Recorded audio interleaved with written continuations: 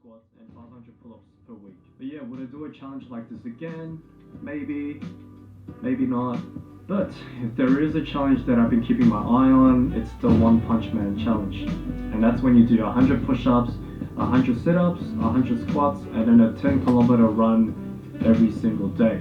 I'll definitely put my own spin and twist on this workout just to make it more realistic and viable for people who actually want to benefit from the workout, because yeah, it's pretty unrealistic, and I think people have made a video on why. Guess it's time.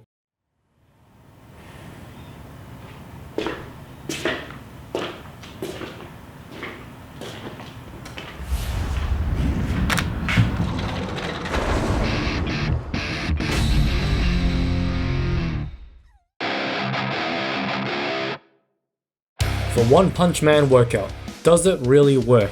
So many people have attempted this infamous workout, gaining pretty incredible results. Ever since the anime came out, One Punch Man has exploded into a popular phenomenon, and with it its titular protagonist Saitama, the Caped Baldy, a casual dude who's a hero for fun with overwhelming power, developed from an intense training regime of 腕立て伏せ100回上体起こし100回スクワット100回そしてランニング10キロ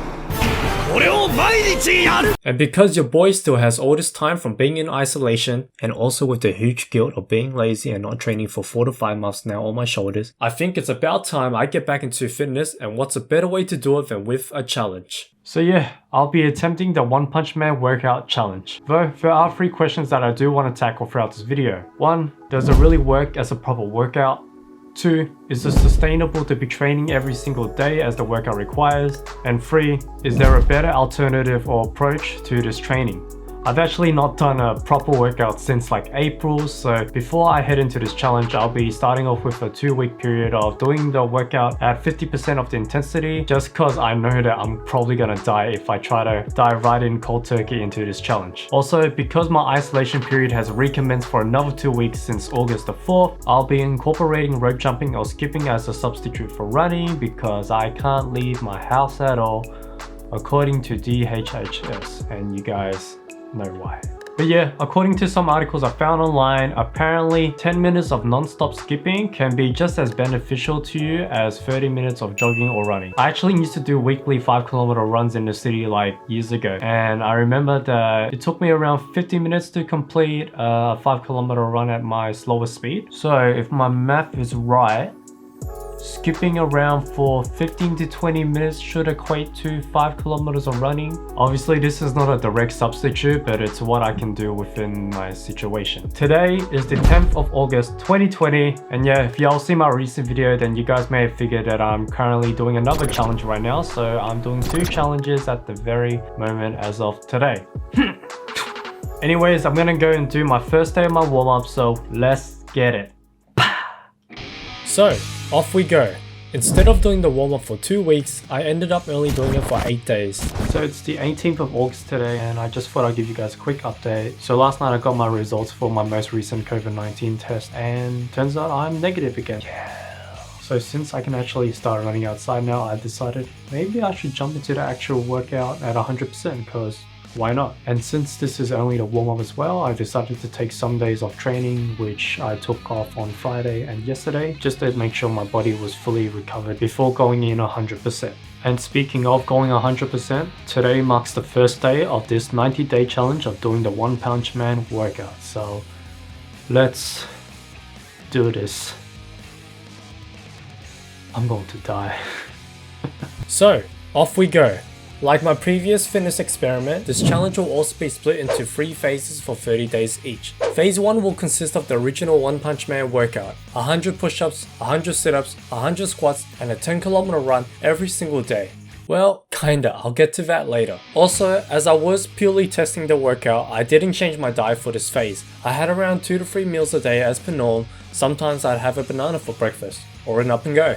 At the start, doing the 100 reps of the 3 exercises was tough, and was quite of a jump compared to the warm-up. It took around 30 to 40 minutes to complete the exercises, but as time went on, I managed to shorten that down to around 10 minutes on average. However, with the 10km run, now that was insane. Even after skipping, transitioning into running 10 kilometers every day was still very different. Breathing wise, I was fine, but my legs and feet definitely felt a difference. Out of those 30 days of phase 1, I missed out on 4 days of running. Between day 6 to day 8, I stopped running due to my right foot being injured. It actually started hurting on day 3 of the challenge, and I foolishly continued running through day 4 and 5, thinking my foot was just sore. After realizing my foot wasn't getting any better though, I decided to stop and let my foot heal before running again. One of my co-workers actually suggested that I could have plantar fasciitis, I think that's how you pronounce it, and she also recommended me to rest my foot and do specific stretches to aid with the recovery. If you're watching this, Lawrence, thank you. I was also running with very old runners with worn out insoles, which in hindsight probably definitely contributed to my sore foot. So I also decided to invest in brand new proper running shoes to ensure my feet were getting the support it needed. To compensate for the lack of running though, I did skip for 45 minutes as it still gave me the cardio I needed without hurting my foot further. And after 3 days of a lot of foot stretching and rolling out, I was able to run again on day 9, having a smooth ride until the end of phase 1. The only other day I didn't run was day 24. It was insanely windy that day. For phase 2, I strayed from the One Punch Man workout a bit by adding rest days into the routine. This tackled the question of whether or not if it's sustainable to be training every single day. For each week, I got to have 2 designated rest days, which was set on Monday and Friday. And y'all must be thinking, but Daniel, you're not training every single day as per the original workout requires. You're right, I got you. To compensate, I added more reps into the other 5 days of training as well as additionally skipping after my 10km runs. How many reps did I add and how much skipping did I do? Well, here's some quick maths for y'all. If I was doing 100 reps of each exercise and running 10 kilometers for 7 days straight, that totals to 700 reps and 70 kilometers per week. Divide that total by 5 days now, and that results in me having to do 140 reps of each exercise and running 14 kilometers each training day to compensate for the 2 rest days. For those extra 40 reps, I did a harder variation of each exercise, additionally using a resistance band to add more intensity where applicable. And for the extra 4 kilometers of running, I converted that into approximately 15 minutes of skipping since I was still struggling with the runs at that time.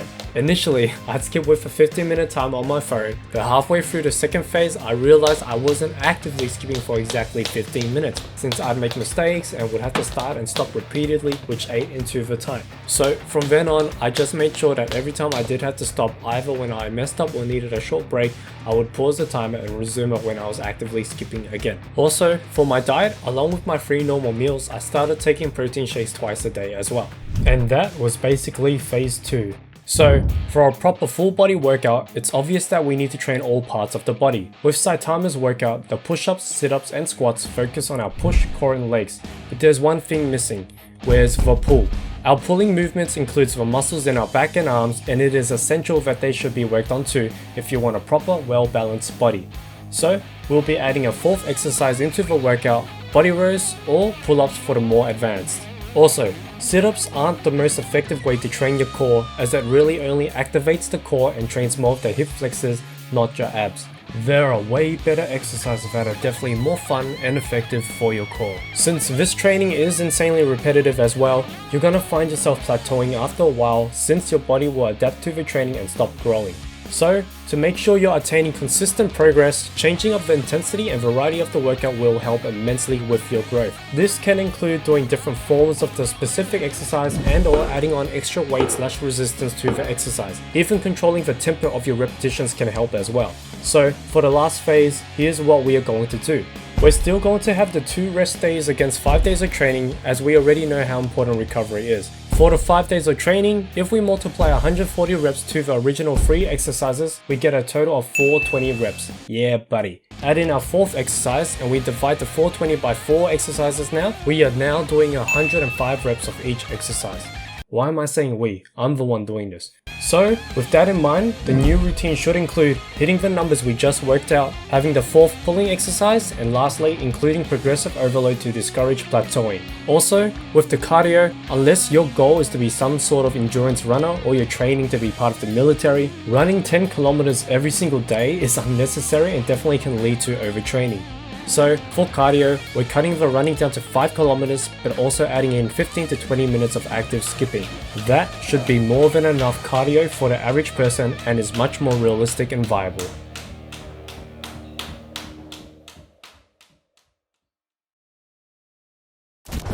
Alright, so a little quick update now. Since last Thursday, I have officially paused the One Punch Man Workout Challenge because I am currently injured right now. Yeah, it is honestly really stupid and frustrating on how it actually happened, but basically last Tuesday, while I was in the middle of doing my jump squats during my workout, I somehow injured my lower back, which basically was like a re-trigger of a past injury that I had from like 2 to 3 years ago, maybe. Initially, after my workout, after when I did my stretching and everything, I thought it was just soreness, but when I woke up the next day on Wednesday, my lower back was like... Though being the genius that I am, I decided to train anyway just to see how I would fare, and although I did successfully complete that workout on that day, my lower back wasn't very happy about it. And this basically led me to officially pausing the challenge on the very next day. Don't stress though, I did go and see a physio on the Saturday, and basically what she told me was that because of my past injury, my right hip has now been misaligned and is basically kind of like pinching on my lower back and my spinal area or whatever. And basically jump squatting the other day made it worse.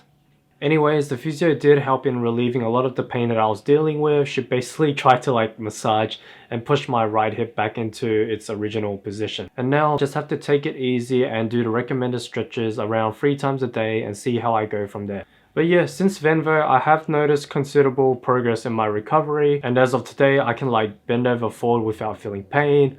I can walk without like being hunched over like an old man, and it doesn't take me like 30 seconds to get out of my own bed. Yeah, so I am optimistic. In terms of resuming the challenge, I do not have a definite answer for that yet, only because I am starting work tomorrow as well, and I gotta be careful because it is a physically demanding job. As much as I am eager to jump back into training, I gotta be smart and I gotta be patient and make sure I recover properly. And sometimes you do have to take a step back to move 2 steps forward. Big brain time. Anyways, wish me luck in my recovery. Until then.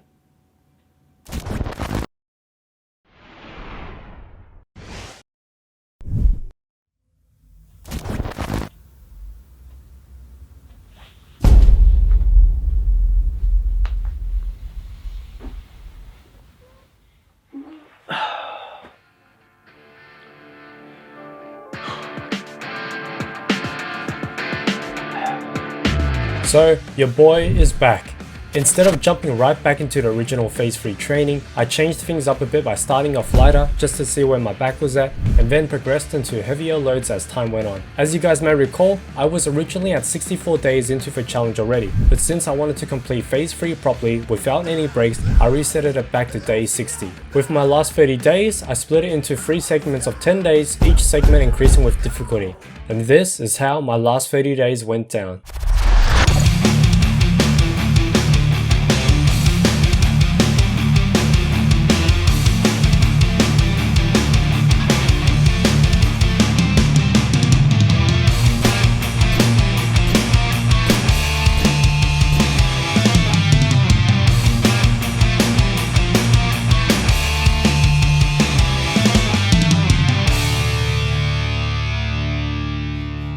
Boom. Boom, boom, boom, boom, and boom.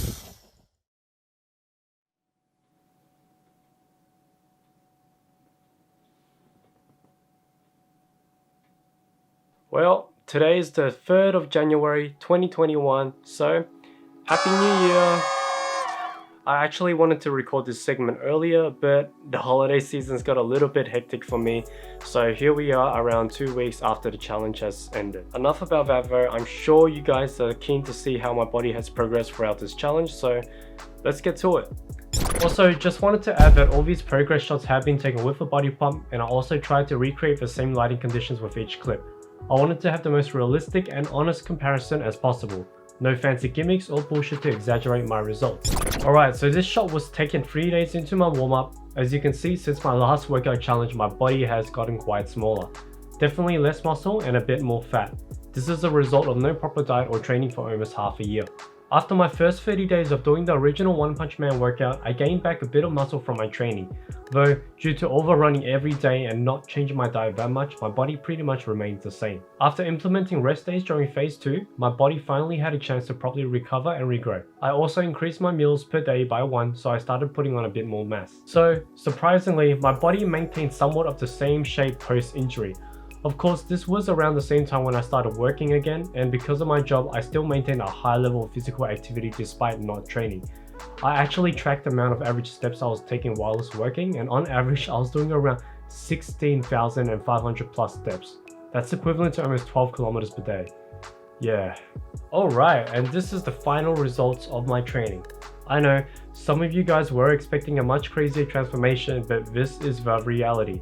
And honestly, for 1 month of going back into training, I'm pretty happy with the minimal results. If anything, the only regret that I may have is being more strict with my diet and consistently hitting my daily caloric intake.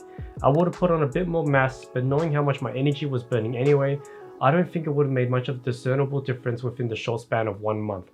In saying that though, comparing day 1 to day 90, there is quite a bit of visible difference, which was more than I could ask for.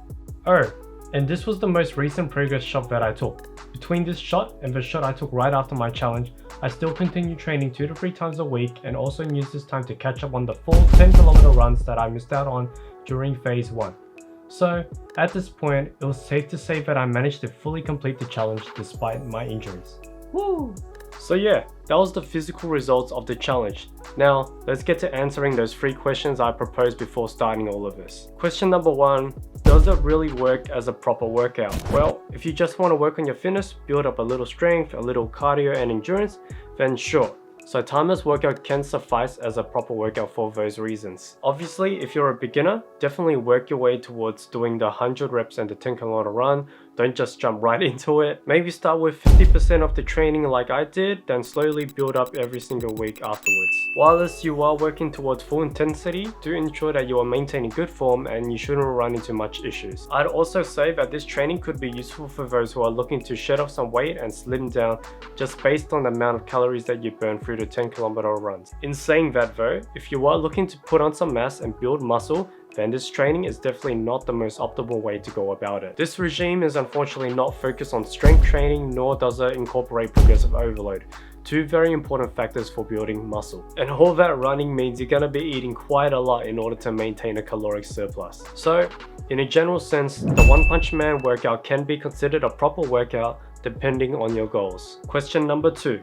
Is it sustainable to be training every single day? Definitely not. Unless you're doing very lightweight training, I would not recommend training every single day. Overtraining is a real thing, and having this mindset that you need to grind and hustle every single day is foolish. Recalling from the challenge, you guys saw the injuries that I had to deal with. If I were to continue training with those injuries, my body would have eventually tired out and succumbed, and this may have ultimately led to me stopping the challenge altogether. Training and recovery are both sides of the same coin. You can't have one without the other. If you're not putting the same amount of effort into your recovery as you do for your training, then you are really limiting yourself. Remember, growth happens when you are at rest, not when you are training. Listen to your body, take your rest days, recharge and come back stronger. Personally for me, I definitely felt this between phase 1 and phase 2 of my training. As soon as I had my rest days in phase 2, my average running pace dropped from 7.15 to around 5.45, which was a huge jump. And being fully rested also allowed me to train with much more focus and intensity.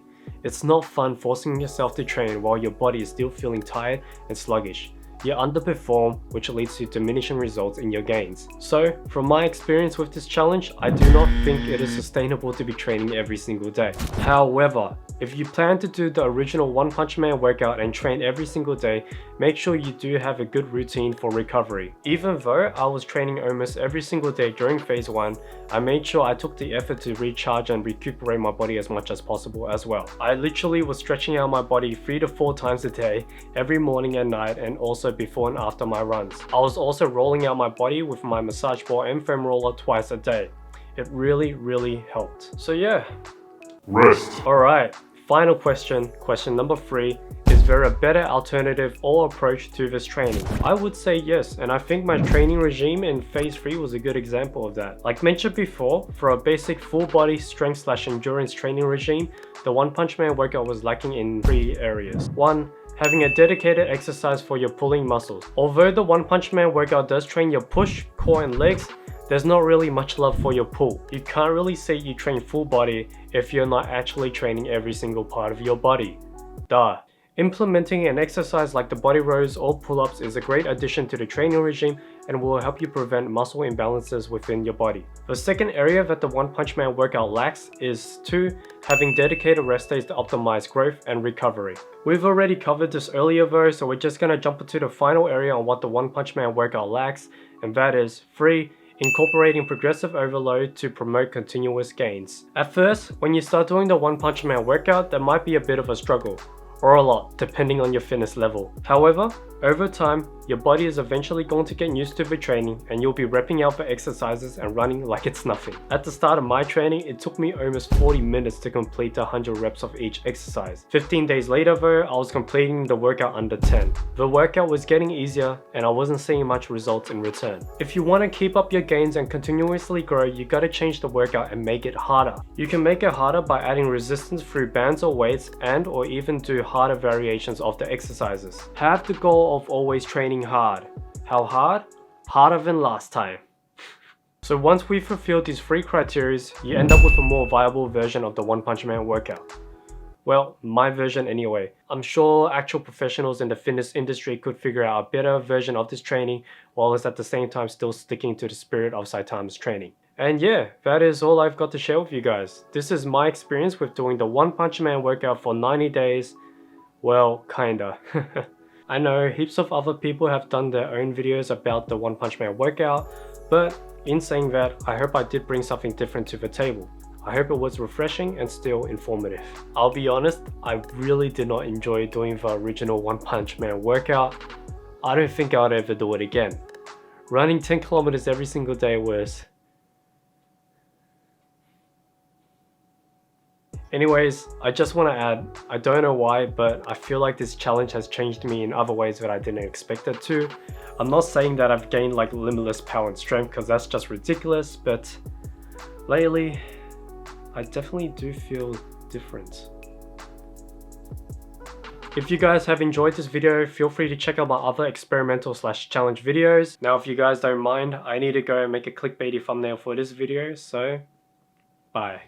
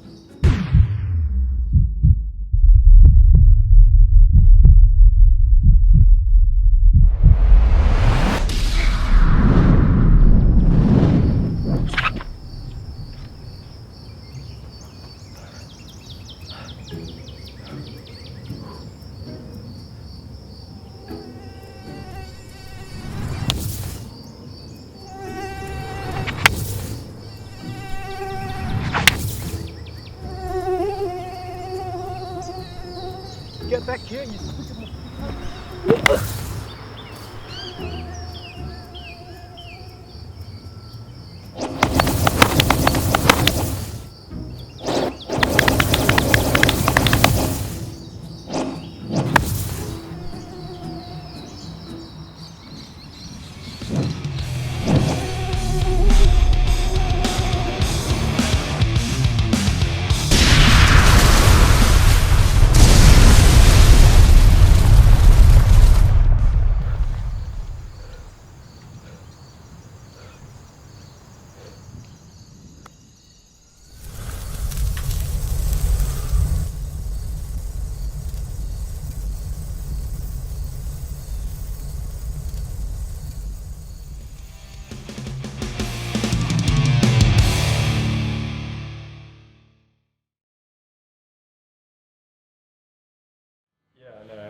3 looks okay.